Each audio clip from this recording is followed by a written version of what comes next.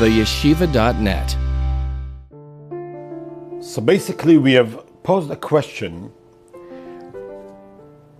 First of all, why do we split it to two parshiyot?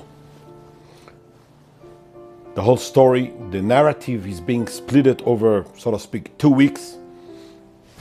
We also try to understand why in the first parasha the names are not mentioned and all the characters participating in that particular plot remain unknown until the following week, the next parasha, Parashat Pinchas, where we know what Pinchas has done to Zimri ben Salu, Kosbi bat Tzur, where their families come from, where their social rank and occupation, so to speak.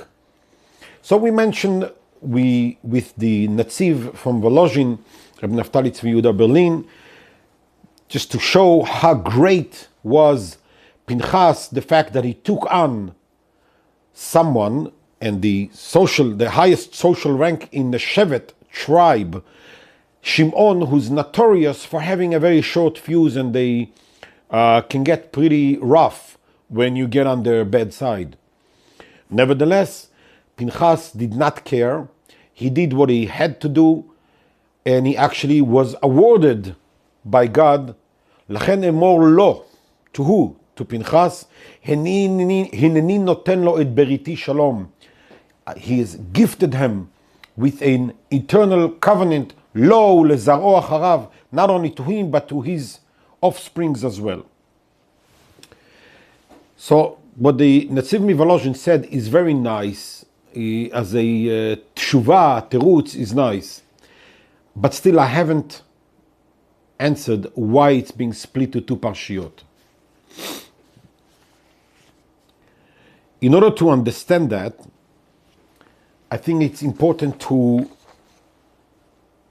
learn the following.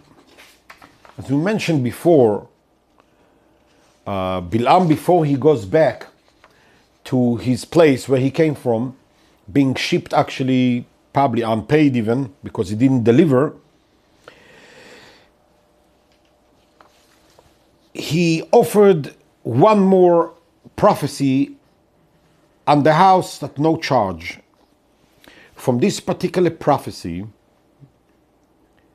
and listen good, according to the Rambam, Rabbi Moshe ben Maimon, the Maimonides, this is and the only place in the Torah where we actually learn about Mashiach. If you ask me, where in the 5 books of Moses, where does it say that one day Mashiach will come? Where does it say that there is a Geulah, there is a Mashiach? Well, I know the prophets speaks about it non-stop. What will be B'acharit Hayamim in the end of days? But where in the Torah, in the 5 books of Moses, is there any hint, any explicit thing about Mashiach? None. Comes the Rambam, who is a posek halacha 1,000 years ago. This is not midrash, agadeik. This is halacha, court of Jewish law. And he says the following: in order for us to really understand where Mashiach comes from, we have to turn our attention to Parashat Balak, to the last prophecy of Bilam before he goes back. And let's not forget again, this is Saba, this is our Zaidi speaking. He knows what he's talking about. This is a man who's compared by Chazal. I didn't say it, this is Chazal. He's compared in the level of prophecy to Moshe Rabbeinu, Lavdil Elef Alfei Avdalot. And he says the following: Matovu alecha Yaakov, mishkenotecha Israel. How goodly are your tents, O Jacob. And then Balak sent them home. Balaam agreed to go, but not before offering him a word of advice. And now we in Chumash Bamidbar, Numbers, chapter 24, verses 14 through 20. And now, says Bilam before he leaves, Behold, I go into my people. Come therefore, and I will advise you. He speaks now to Balak. And I will advise you what these people will do to your people in the latter days. It seemed a bit presumptuous on Bilam's part to offer advice after failing his mission numerous times. But he does it anyway. And the Rambam picks it up right here, and he says the following. The Rambam in his introduction, in commentary, basically he speaks in Ilchot Melachim, in Kings, the halachot of Melachim. He speaks about Melech HaMashiach and the appearance of Mashiach. He begins by quoting the Torah source on which he based his assurance that Jerusalem will yet see the Mashiach. How do we know, after all, that this will truly come to pass? We all wait impatiently for the advent of Mashiach, but what is the foundation for this belief? Comes the Rambam and he says, as unpleasant as it may be, we must acknowledge that we receive a great deal from Bilam Harasha, Bilam the wicked. When a Jew enters the synagogue every morning, his first utterance, his first pasuk, Matovu alecha Yaakov mishkenotecha Israel, how goodly are your tents, O Jacob, is copyrighted by none other than Bilam. Bilam himself, he's the one who said it. When you walk into shul in the morning, as you see the shul again for the first time today, you're supposed to say this pasuk. Matovu alecha Yaakov mishkenotecha Israel. Furthermore, the entire concept of Mashiach is based on Bilam's prophecy. And the Rambam derives his interpretation from the following verses. I see it, but not now shall it come to pass. Those are the words of Bilam before he leaves. I behold it, but it is not nigh.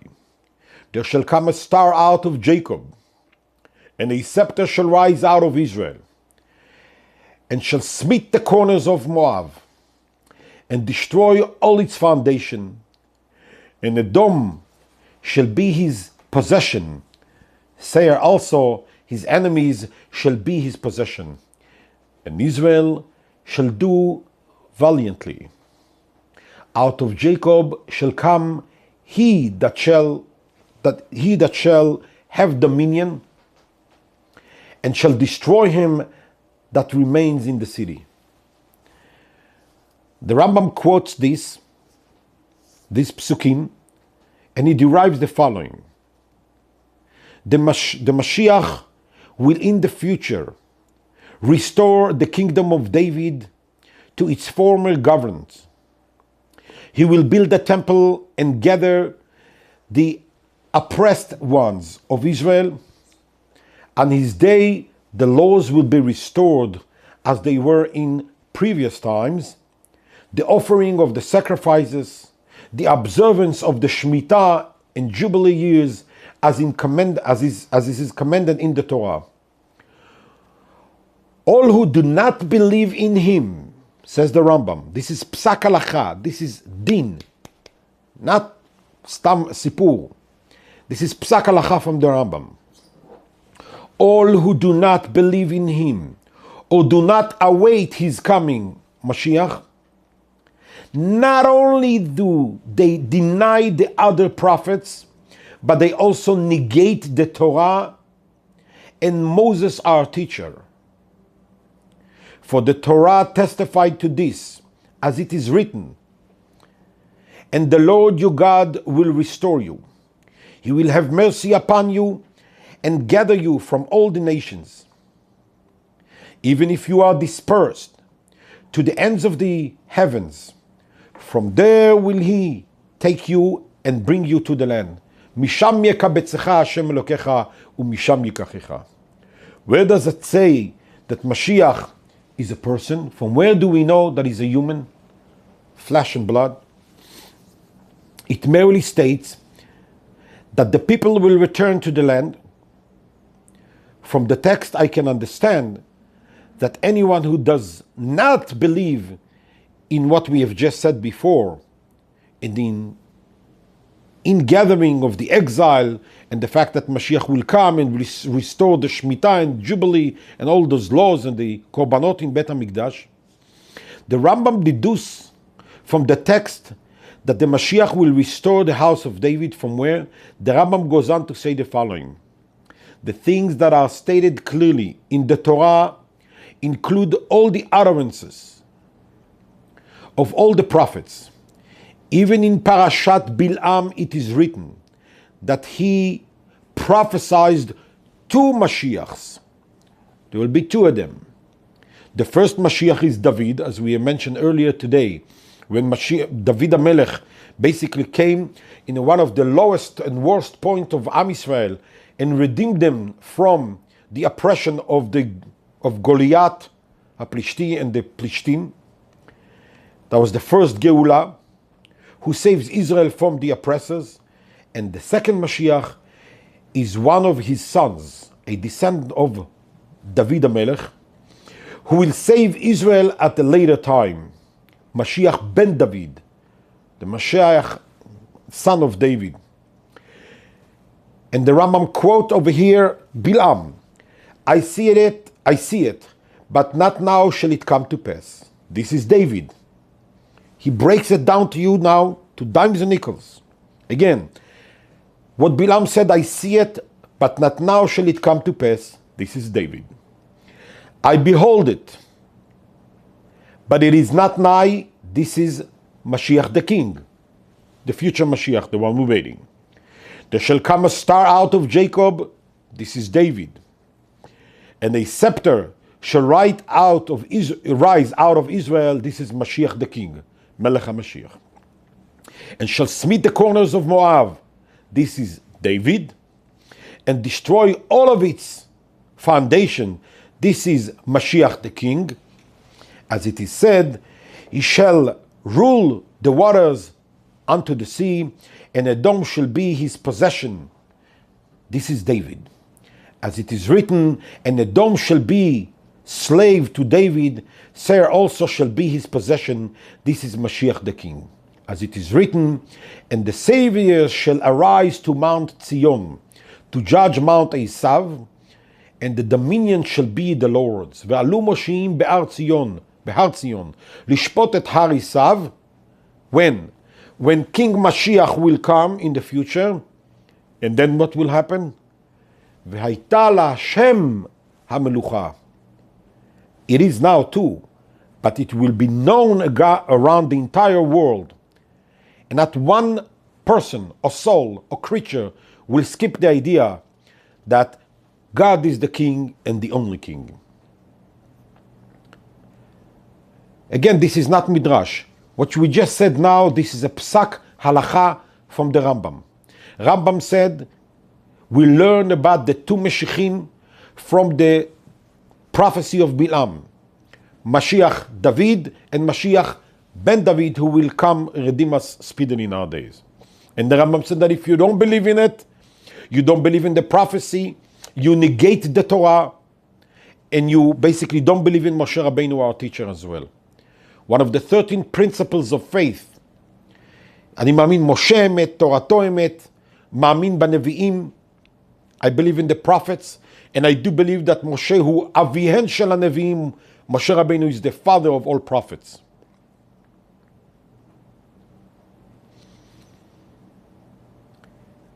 And when Mashiach will come, his first thing will be his first order of business will be to deal with Amalek. And we continue with the prophecy of Bilam. And he took up his parable and said, also, who shall live when he does these things? In Lashon HaKodesh, in the Chumash, it shows, Oy mi yichyeh misumo el. Oy There is no such word actually in English. It's a very Jewish word. Oi! Oi, the only thing you can compare it to is Givald, Givald. Save me, Hatzilu in Hebrew.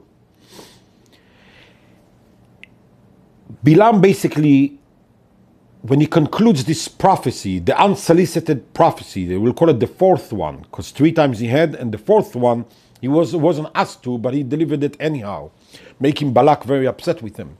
But when he delivered that prophecy, towards the conclusion, all of a sudden he saw something, kind of a huge, like a deer in the headlights, where for 1 second he gets blinded by a tremendous amount of light. He goes, Oi! Oi mi yichyom, mi yichye misumoel. Who, we know he's talking about the future, about the time of Mashiach. He says, who will be able to live, sustain, and exist from that one who will do all of this, all these things? Ship shall come from the coast of Chittim, and shall afflict Ashur, and shall afflict Eber, and he also shall perish forever. And Balaam rose up, and he went and returned to his place, and Balak also went his way. The word alas in English is what we said in Hebrew, oi. And he tried to understand, who is he seeing that he jumps so high and it makes him so scared, surprised, and worry about?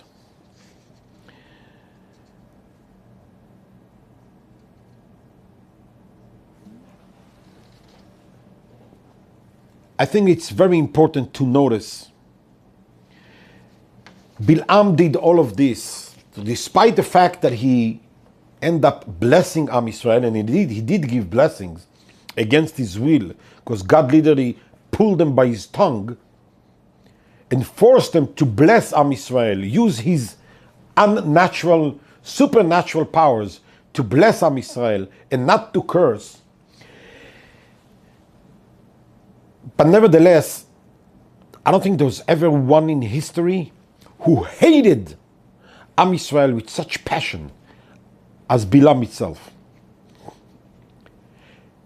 Yes, that Zaidi, Bilam, Lavan, Zaidi of all the tribes, grandfather of Am Yisrael, who hates them with such a fiery passion and wants to destroy them. Where do you see a grandpa who wants to see his entire family, grandchildren, get completely wiped off and annihilated?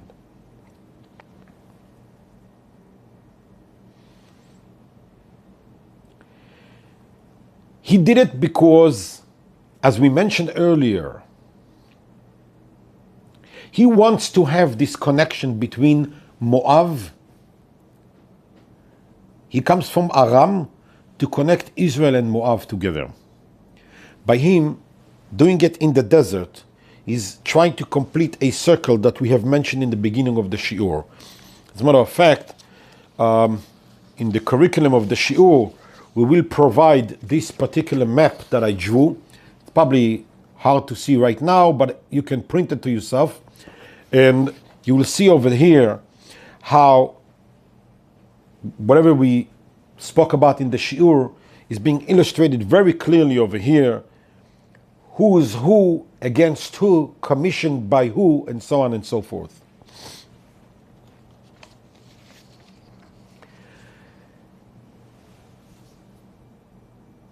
We asked earlier today why the parashiyot were split, and why only in the second parasha, in Parashat Pinchas, we finally identify who are the participants of last week's events when the Shevet Shimon. So we mentioned briefly, the Chidush from Netziv Mivolozhin, but it goes much further and much deeper than that.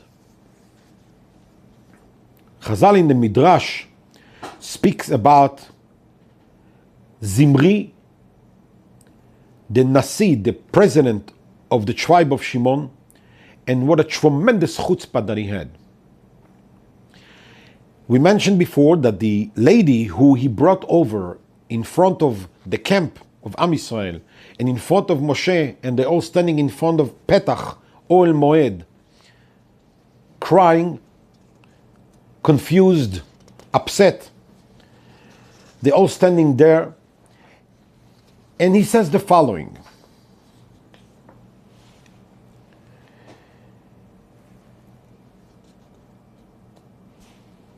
Zimri comes with the princess and he asks Moshe the following. I'm quoting now from the Midrash, and this is what he said.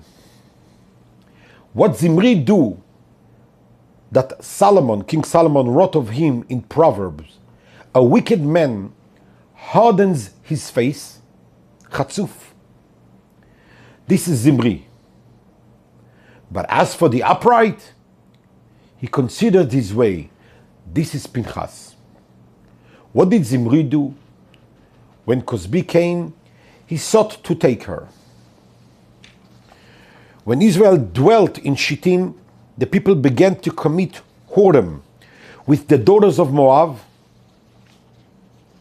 Cosbi Batsu was a woman of prestige. Zimri said to her, my importance is equal to yours. Come with me, he says to her, Zimri. And she answers to him, nonetheless, she said to him, I do not need you, I don't want you. For my father who sent me, remember, he's a very big politician in Midian.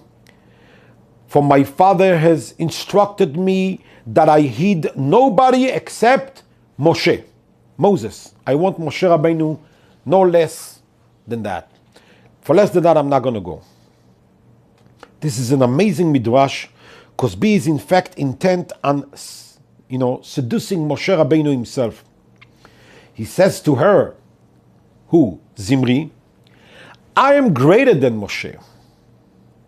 If you wish to know how it is that I'm greater than Moshe, see that I take you in his presence, as it is written. And behold, one of the children of Israel came and brought into the brethren a Midianite woman in the sight of Moshe. And he asked Moshe Rabbeinu, is she permitted or prohibited? This lady that I have right here at my side, Moshe Rabbeinu, is she permitted or prohibited? And all the people wept.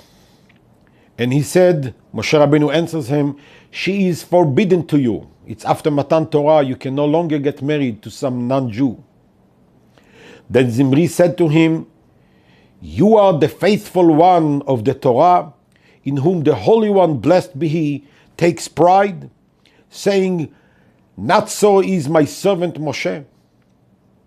Yet you say she's forbidden. That's what you tell me.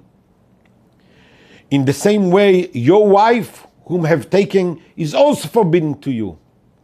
You know that Tzipporah, the wife of Moshe, she's a daughter of a Yitro, Kohen Midian association. You telling me, Moshe Rabbeinu, says Zimri, that she is forbidden to me? Ishtecha Tzipporah, mi tira lecha? Who gave you permission to take her?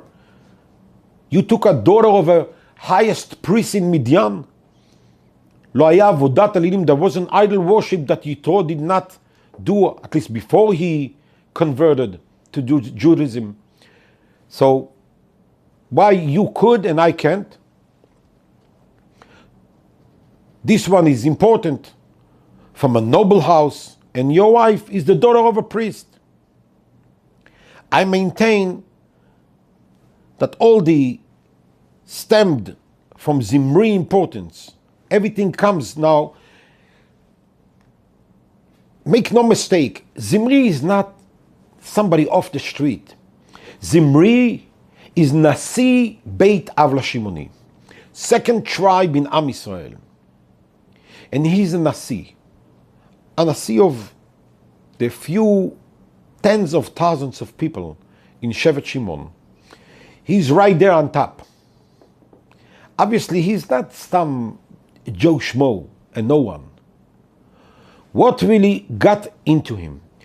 What got into him that morning when he decided to do this? And the truth is, here is the part where we're going to go in a minute into the Gilgulim, into the reincarnation. But in 2 minutes. Zimri ben Salu comes with a new world agenda. His intentions are great. As we said, he's a great man, a man of great stature. He knows too that there is a necessary connection between Am Yisrael and Moab that's supposed to take place in order to bring the Geula Shlema, in order to bring about the complete redemption. There is a connection that's supposed to take place between Am Yisrael and them. But he, Zimri ben Salu, wants to do it the way he sees it fit. Let's do it in a fun, liberal, colorful way. I, Zimri ben Salu, head of Shimon, I will take this noble young lady to me. You too, rest of the people, follow through. You do the same. Just one big happening, a festival in the park. We'll all mingle together and bring about the Geula Shlema.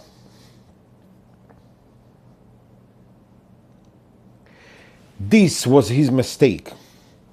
Rabbi Yonasan Eibshitz, in his book, in his Sefer Yarot Dvash, explains that what he saw was the right vision, but the way he wanted to execute it was completely wrong.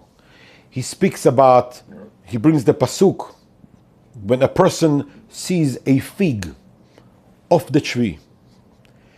It's big, plumpy, colorful. He grabs it off the tree, and while it's still in his hand, he gobbles on it and finishes it quickly. Little did he know, the fig wasn't ripe yet. It is not ready for eating, and it's not ready for consumption. And short time after he ate it, he has a terrible stomachache. The results and the payment do come very quickly. And this is what Zimri does. He's trying to quickly gather everything. As we mentioned before, instead of collecting, and gathering all the roots of the tree in order to bring the choter Migeza David, he takes branches from here and a few branches and twigs from there, tie them together prematurely, make some kind of a wishy-washy connection, and he says, let's go with this. We're ready to run. We are ready for Mashiach. And his mistake and his unreadiness and the fact that he did it without consulting, without executing it in the right way, caused a tremendous chaos and wrath from God on Am Yisrael, which cost the life of 24,000 people later, dying because of what he did, until Pinchas came and made a stop to it.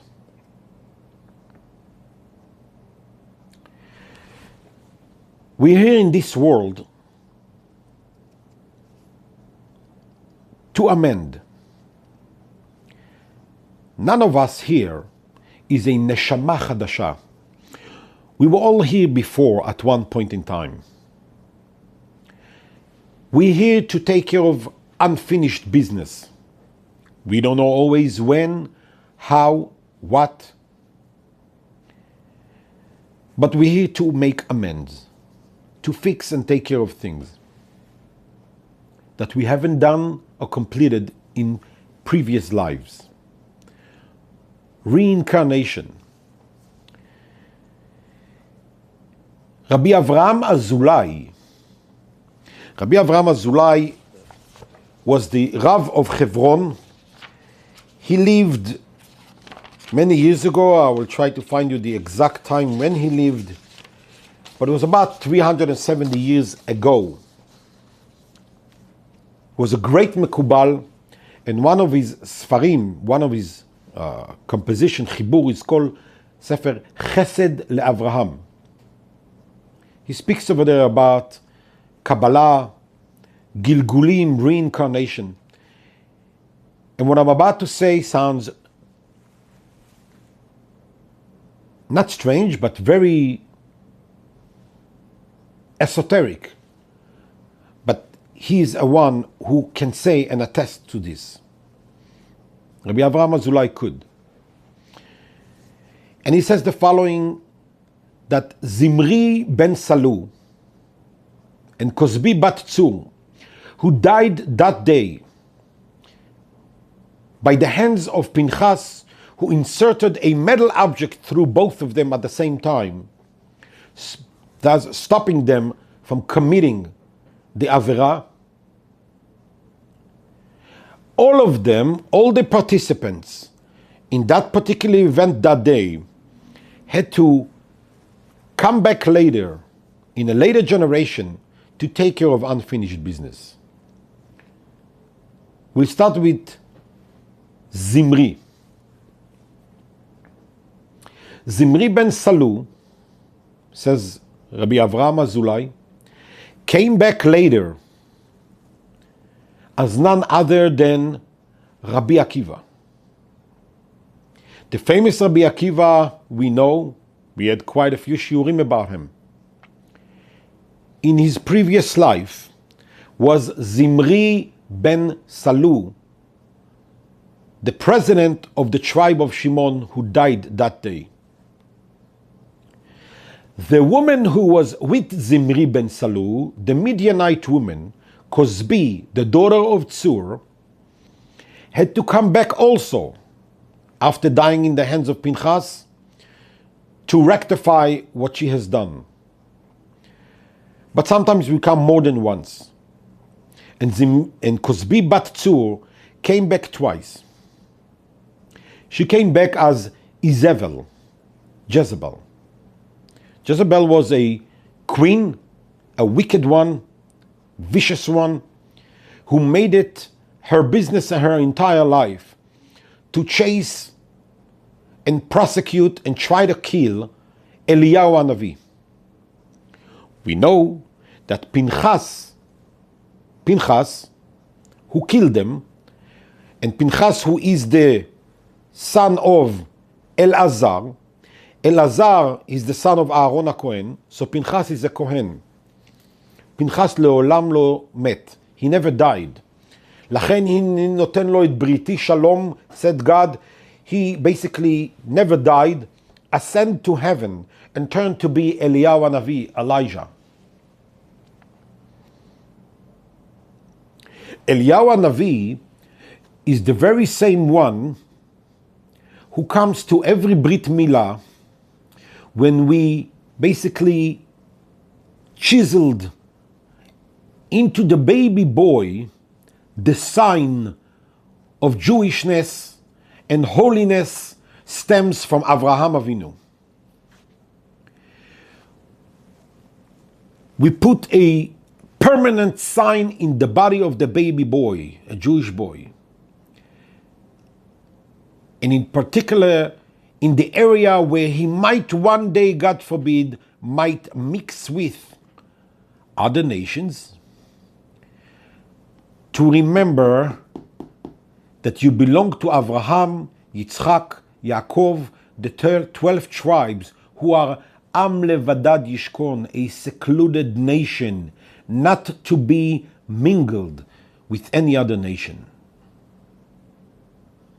And this time of Brit Milah comes Eliyahu Hanavi, who is originally Pinchas, in the middle.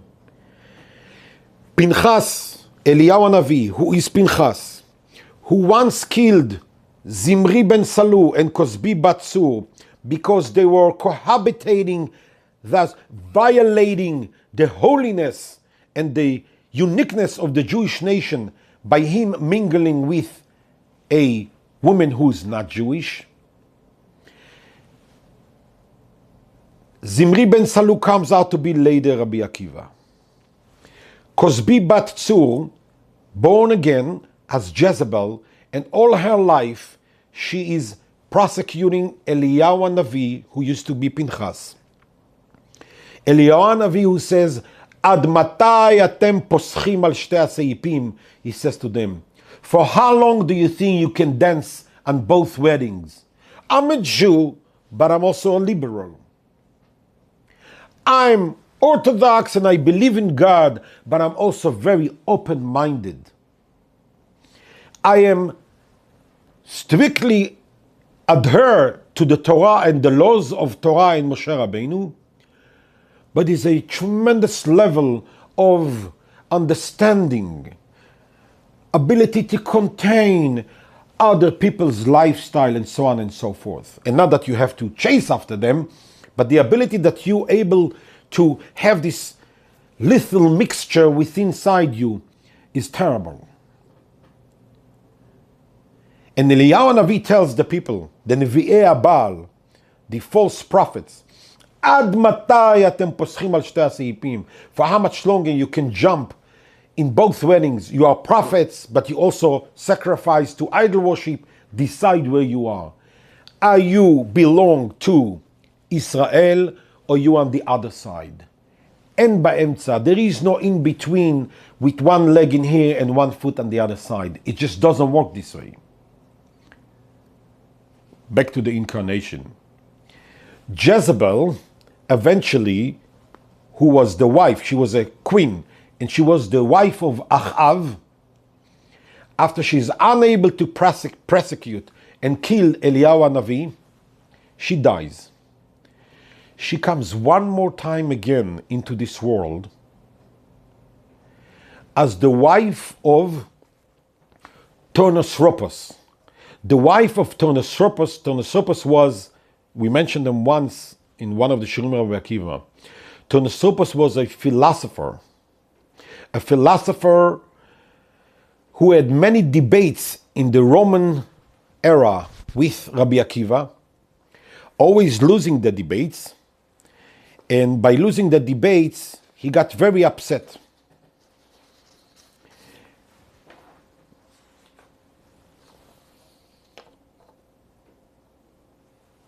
He, Tornosropos, used to argue many times and have debates in front of the Caesar, in front of the king of Rome, the Caesar, with Rabbi Akiva, always losing the debates. And he got very upset. One day, and I'm quoting now from Gemara, Masechet Nedarim, Talmud Bavli, Masechet Nedarim, the 50th page, page Nun, on the other side, Daf Nun, the Gemara over there discusses from where Rabbi Akiva gathered his fortune. I know that in the beginning of his life, he was a very poor man, but towards the end of his life, he is a very rich man, very well-to-do. And the Gemara over there recount the various sources where his money came from. And one of the places that the Gemara says he got the money was from the wife of Tornosropos. Tornosropos was eventually the executioner, or the one who's at least signed off on the execution papers of Rabbi Akiva, responsible for his death. And the Gemara goes as follows. Masechet Nedarim Daf Nun. One day, let's start a little earlier. From the wife of Tornosropos, Rabbi Akiva would argue with him over the text before the Caesar. One day Tornosropos came to his house with an angry face. His wife said to him, "Why are you angry?" And he said to her, "Because of Rabbi Akiva, who daily vexes me with his speech. She said to him, "Their God of the Jews hates lechery." Imagine she used the same words that Bilam used many years before, giving that final piece of advice to Balak. Their God hates lechery. Give me leave, permission, to place an obstacle in his path, the path of Rabbi Akiva. I will cause him to transgress. He gave her leave, and she adorned herself and went to Rabbi Akiva, trying to seduce him to commit a sin. When Rabbi Akiva saw the wife of Toner Shropos, he did three things. He spat, laughed, and wept. She said to him, "Why did you do these three things? What's the nature of these three things, and why did you do them?" He said to her, "Two I will explain, and the third I will not explain. I spat because you originated from a stinking drop. You come from almost nothing. I wept because your beauty is destined for the grave. You're a beautiful woman, but eventually when you'll die, you'll be the food for the worms in the grave. And it's hard for me to see such beauty goes to vain." He laughed. He did not want to tell her why he laughed. Why did he laugh? And the Ran, Rabbeinu Nisim, there is no Rashi, by the way, in Masechet Nedarim. This is what seemed to be Rashi on the side, is not Rashi's Ran, Rabbeinu Nisim, one of the Rishonim. He laughed because he beheld through the spirit of holiness, Ruach HaKodesh, that she would in the future convert to Judaism and marry him, and he did not wish to impart this on her. So that last element, why he laughed, and the fact that he knew that this beautiful woman standing in front of him one day become Jew and get married to him as a wife, that he did not want to tell her. So she remained with only two things. Where you coming from a stinking drop, and where you end up, ולאן אתה הולך, the famous Mishnah in Pirkei Avot, Akavya ben Malalel. So if you start with this and you end up as food for the worms in the grave, what's in between? What is your life all about? Is it the day you were born and the day you die, the date on your birth certificate and the date on the death certificate signed by a doctor? What's in between? Ma kore? So she realized that there is more to life to it, and she went, investigated, asked, and found out about Judaism, and she decided to convert. And lo and behold, she one day married Rabbi Akiva.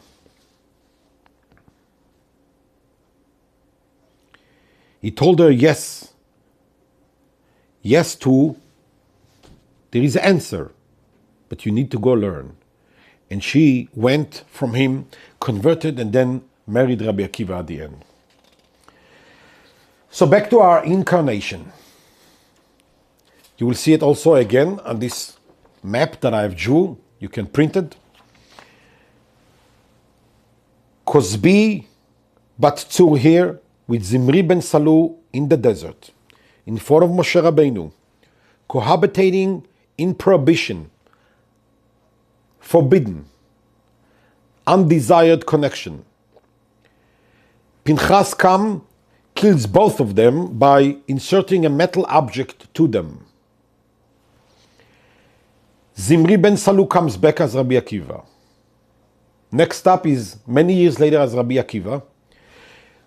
Kozbi Batsur, the princess, comes back again kingish, so to speak, as a queen.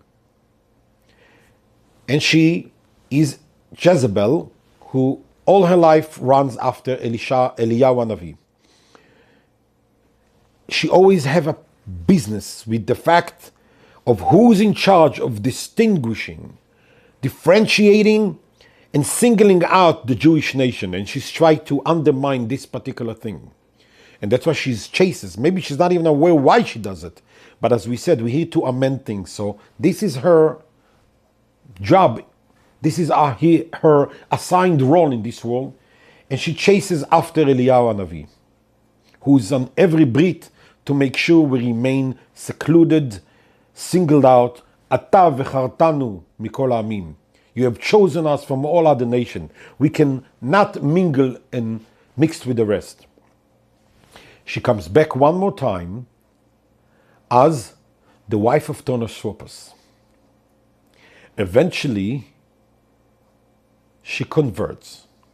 And when she converts, she and Rabbi Akiva, Zimri ben Salu, and Kozbi bat Tzur, with 2 stops on the way, have re-emerged again, but this time with the permission from Hashem, with the permission of the Almighty, through chuppah v'kiddushin, not through znut, hodem, public, the way he did it, Zimri ben Salu with Kozbi in the desert, but in a proper way,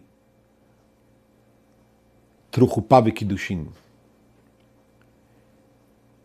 Eliyahu Hanavi in the Brit says, Asher kidesh yedid mi beten. We are holy still from the womb, before we even emerged into the world. There's a certain holiness. The stamp is being put on in the time of the Brit. Aval asher kidesh yedid mi beten. V'chok u'she'er sam. There's something which is chiseled into the baby to show that he can never ever mingle with other nations. The chuppah and kiddushin of Rabbi Akiva now, years later, with the wife of Tonosropos, we don't know her name, but originally she was Kozbi and Zimri, this couple, reunite again this time. And what do we say? It's so beautiful how it all calculates together. We say in the marriage, one of the brachot, אסר לנו את הארוסות והתיר לנו את הנשואות על ידי חופה וקידושין. You are allowed to, but there's a proper way, there's a formula to follow through. And when you do it, that finds favor in the eyes of God. ברוך אתה השם מקדש עמו ישראל על ידי חופה וקידושין. מקדש עמו ישראל. Kadosh means, as it's explained in Chassidut, mufrad, muvdal, separated, designated, unmixed with the rest. Kadosh, kadosh, kadosh. Ki makdishecha bikdushatcha kidashta. We say on Rosh Hashanah. You want to be kadosh? You want to be separate? You got to use the holiness of God. Ki makdishecha bikdushatcha kidashta. Asher kidesh yedid mi beten. From birth we are separated, not to mingle with them, not to mix with them. And in time of marriage, mekadesh amo Israel. Unlike the rest of the nation, we are mekadesh, holiness, separation, a higher level, a special significance, al yedei chuppah v'kiddushin. Through chuppah and kiddushin the way God wants it. And this is Rabbi Akiva. Rabbi Akiva, who is the best example of teaching us ahava, love. Rabbi Akiva is everything. He loves Rachel, his first wife. It's a love story that we remember until today. He says, if I only could, I would buy you Yerushalayim Shel Zahav, a golden Jerusalem. They have no penny to their name, but they live lovingly together. And she loves him so much that she's willing to let him go for many years to become Rabbi Akiva. And Rabbi Akiva, when he becomes Rabbi Akiva, when Akiva become Rabbi Akiva, he symbolizes the special love to his nation by helping Bar Kokhba. He's running, the same Rabbi Akiva, who he's the biggest Talmid Chacham of his generation. Shir Hashirim, Kodesh Kodashim. Akol Aliba de Rabbi Akiva, all the halachot according to Rabbi Akiva.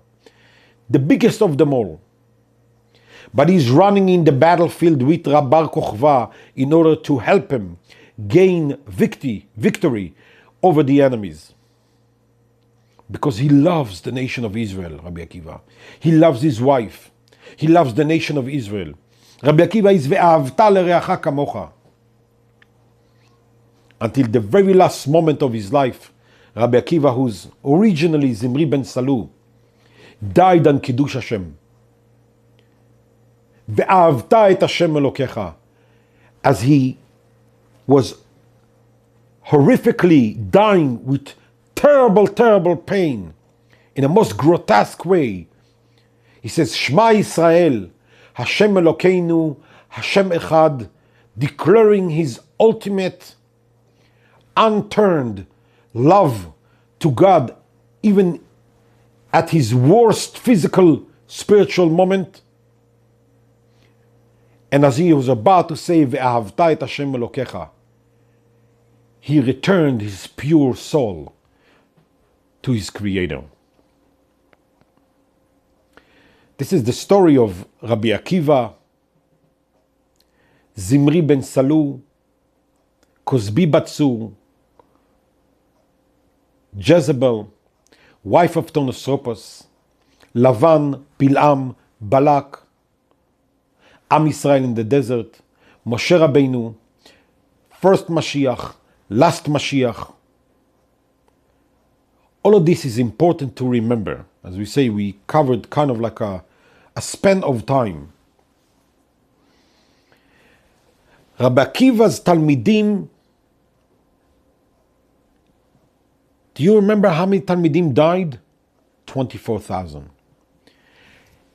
Zimri ben Salu, originally, Rabbi Akiva, who's originally Zimri ben Salu, and that day, when Zimri ben Salu and Kozbi bat Tzur have died through a metal object, a steel object goes through them, Vayamot bayom hahu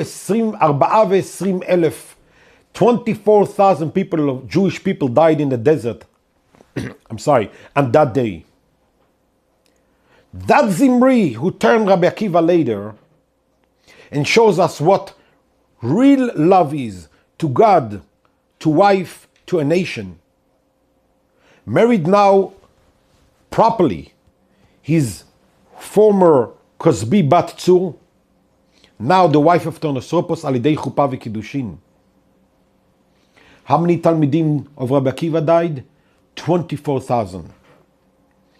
How Rabbi Akiva died? Also through shesarku besaro b'masarkot barzel. They took iron comb and they combed his flesh. Also through a metal object. Some of history did repeat itself. However, he came back, Zimri ben Salu, as Rabbi Akiva, and he made amends. He fixed what took place in the first time. He died on Kiddush Hashem. As we know, we have a shiur about it.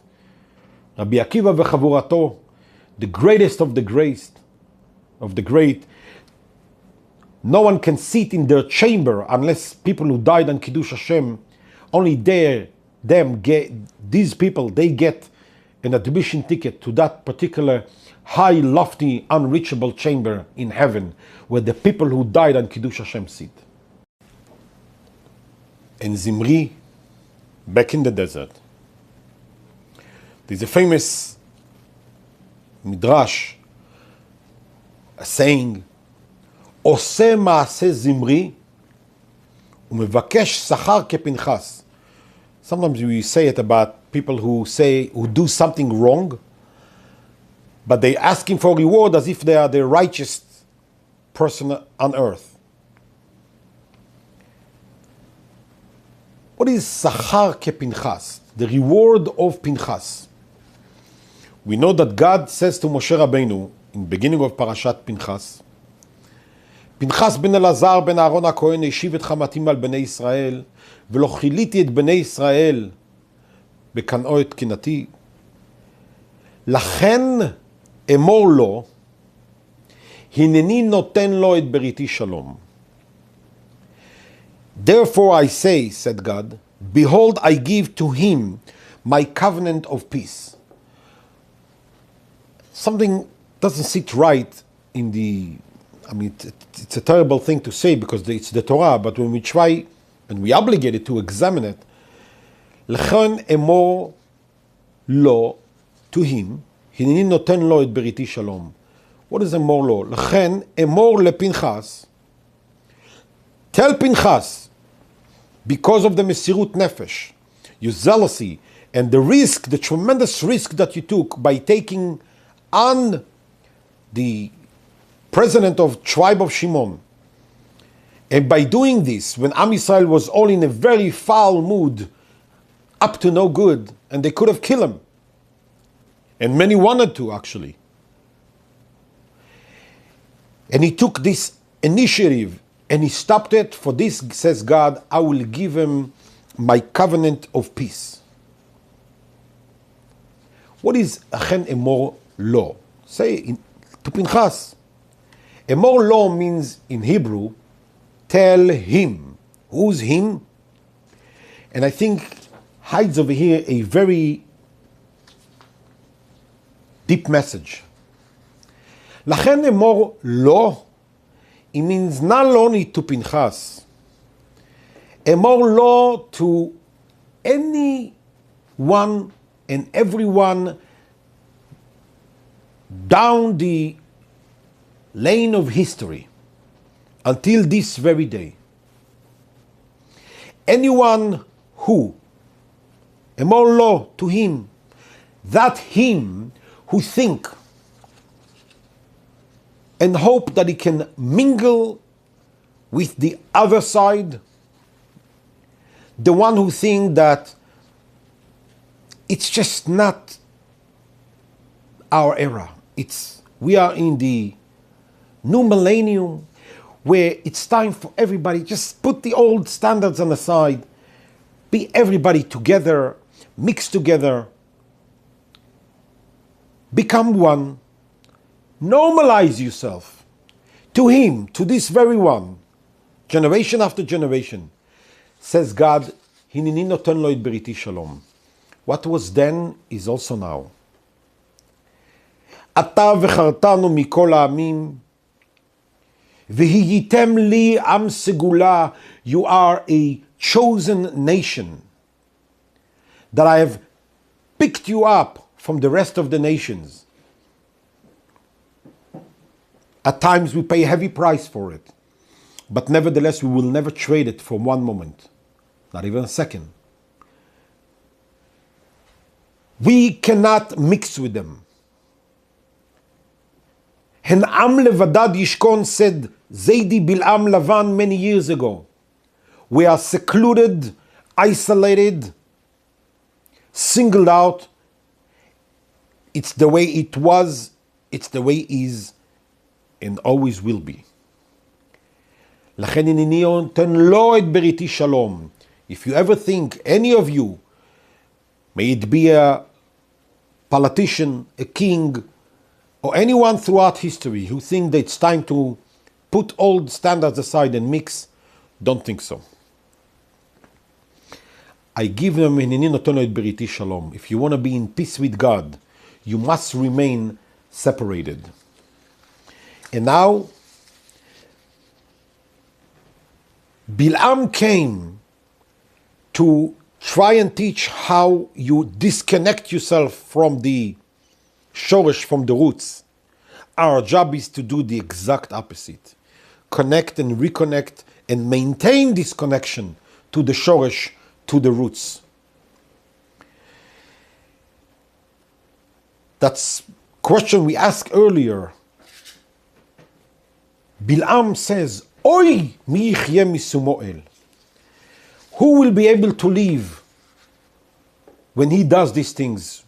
We refer to these things to the era of Mashiach, the end of days, which is now.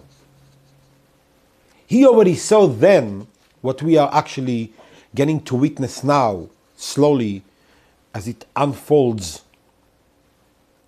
by the grace of God on a daily basis. There is a midrash that says the following, and with this we will conclude and stop the shiur.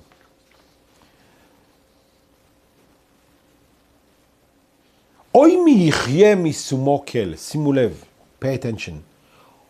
Alas, who will be able to live and exist mi shmo kel, from the one his name contained inside Aleph Lamed, Kel, the name of Elohim. There are only two nations who have it. Am Yisrael and Yishmael, who represents the Muslim world.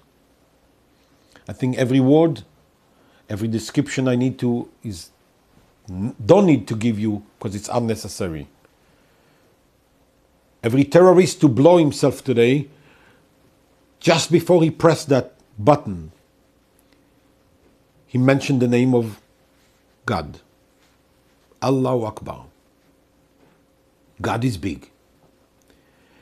Bil'am many years ago saw it, and he says, who will be able to live and sustain when our cousin, Yishmael, brother rather, originally, brother of Yitzchak, will practice the name of God? Am Yisrael, someone has to practice and use and utilize the name of God. There is no vacuum. When the Jews will do less, they, Yishmael, will do more. It's either Yisrael or lehavdil Yishmael. Somebody has to practice and utilize the name of Kel, El. Otherwise, the machine just cannot continue spinning. There's a midrash that says, a time will come. Rabbi Yishmael אומר, 15 דברים עתידין בני ישמעאל לעשות באחרית הימים. 15 things Am Israel, the people of Yishmael, are destined to do in the time of Mashiach. We'll go to it quickly because only one thing of it is relevant to our. And these they are. They will measure the land with ropes, and they will turn the graveyards into grazing land for sheep, and into rubbish heaps. Falsehood will increase, the law will become distant in Israel, iniquity will multiply in Israel, and they will build the destroyed cities, and roads will be cleared, gardens and orchards will be planted. The breaches in the walls of the holy temple will be repaired. Sounds familiar? All of this is to be found in Pirkei the Rabbi Eliezer, Midrash Shah over there. And I continue. And they will erect a building in the temple. When you look over the Kotel HaMa'aravi today, where the temple once stood, the Holy of Holies, what do you see over there? That golden dome of the people of Yishmael, who constantly use the name Kel in there. And that's the problem. And he continues, Rabbi Ishmael. Notice who also says this midrash, Rabbi Ishmael. Why is he called Ishmael? Because the Holy One, blessed be he will in the end hearken into the sound of the wailing of the nation Israel from that which the children of Yishmael are destined to do to them in the land at the end of days. Here, now, Eretz Israel. Exactly what happens these days. Terrorist, name of God, and so on and so forth. Bil'am Zaidi saw it back then already, and he says, Oi, mi yichyeh, how we will be able to withstand what will take place. And what comes out of it is, and with this we'll stop, we have to remember who we are, don't mingle with the others. And while we are Am Segula, use the name Kel as much as we could by practicing Torah and mitzvot.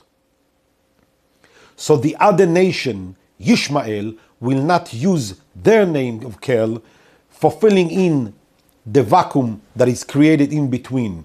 And the more we will push and fill the name Kel, the more and more they will be pushed away. Eventually we will go, with the coming of Mashiach speedily in our days, over the Wailing Wall, into the Holy of Holiest, Bezrat Hashem, soon, real soon, in Binyan Bet HaMikdash, V'sham Nashir Shir Chadash, we will sing over there a new song, Ata Echad, V'shimcha Echad, you are one, your name is one, Ve'alu Moshim Behar Tzion, and saviors will come into the Mount of Zion. Ve'ayta la Hashem HaMelucha, and kingdom will be, dominion will be only the Lord's God. Bebinyan Bet HaMikdash, Bimhera Beyameinu, Amen, Ken Yehi Ratzon. This shiur is Leilu Nishmat, my dear father, Avi Mori, Harav Avraham Eliezer ben Harav Yosef Shmuel, and also Leilu Nishmat, my beloved teacher, Rabbi Yosef Goldstein, Rabbi Yosef ben Moshe Yehuda. And this shiur is also again dedicated with appreciation and love to my dear wife, who's the power and force behind this shiurim, tremendous amount of time and hours to gather the sources, to put this shiurim together and sit and tape them and so on and so forth. To you, my wife Miriam, thank you very much. Sheli, Shelachem, mine, yours, listeners, Shelahu, it belongs to her. May you be successful in everything you do. Thank you very much. This class is brought to you by theyeshiva.net. Please help us continue the classes. Make even a small contribution at www.theyeshiva.net/donate.